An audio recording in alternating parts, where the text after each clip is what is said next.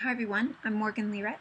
I'm a book and paper conservator at the British Library and the founder and current co-chair of the BL's Green Network. Today I'll be speaking about how this library-wide network was started in our own conservation department, and I'll go through some of our conservation-specific actions. Oh yeah, I'm doing all of this in GIFs, particularly of the feline nature.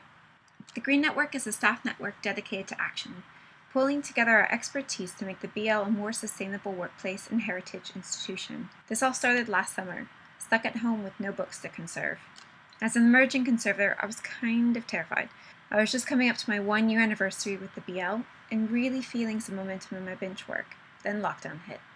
As the months ticked by, I realized that much of my at-home professional development was focusing on the intersection of heritage and sustainability. Looking back, this was no coincidence. The COVID crisis pushed sustainability into the forefront.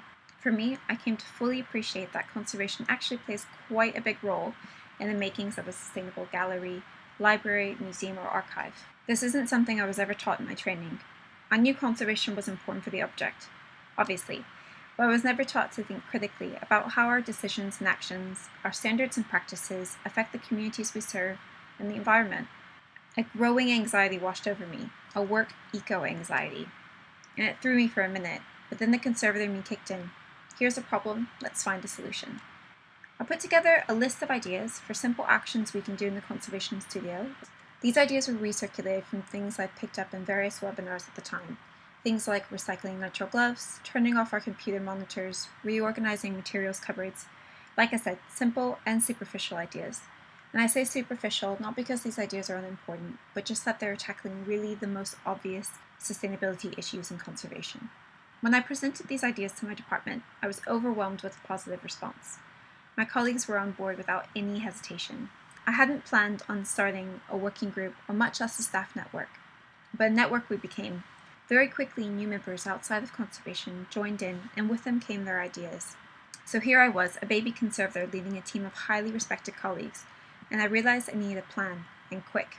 I turned to Julie's Bicycle webinars and guides on environmental action planning, and after members voted as to whether an action was short, medium, or long term, I morphed all of those half-baked ideas into a practical action plan to fit our needs. Short-term actions tend to be super tangible and most often look at waste. Ongoing examples being nitrile glove recycling, and trialing the use of card book cradles in our galleries with the aim to replace our bespoke acrylic ones. We're also looking at our most common conservation materials to make sure we're using the best for collections, for our health, and for the environment. It's a massive project, but breaking it down by material has already shown us that by slightly tweaking our practice, we can be vastly more eco-friendly and help foster a culture of life cycle thinking in the studio.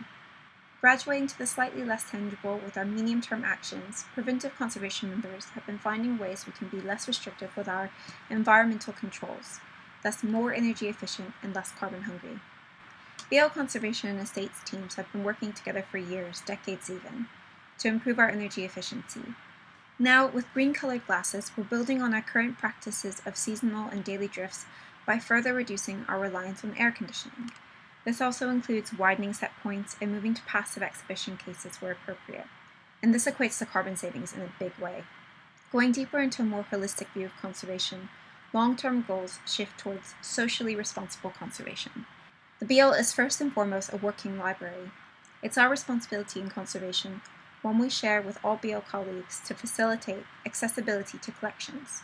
We're looking for biases or exclusions in our conservation practice that could create barriers to accessibility, or even barriers to getting collection material flagged for conservation. Working through Green Network actions, it's become crystal clear to me that environmentally, socially, and economically sustainable GLAM practice is bookended by conservation, and that our work affirms collection care shouldn't be at the expense of our community's environment, whether it's by limiting accessibility or through excessive use of polluting materials and carbon-hungry practices. Wrapping up, I'd just like to say that as an emerging conservator, this network has been a major positive for my career.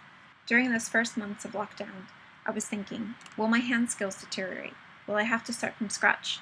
In fact, the opposite has been true. I've learned new skills that I could never have predicted. It's opened my eyes to all the ways my position as a conservator can have an overtly, unquestionable, positive influence on society. And all that's left to say is thank you very much to Icon Care of Collections for having me, and thank you to everyone watching. Please don't hesitate to reach out if you have any questions or would like to chat. All the best. Bye.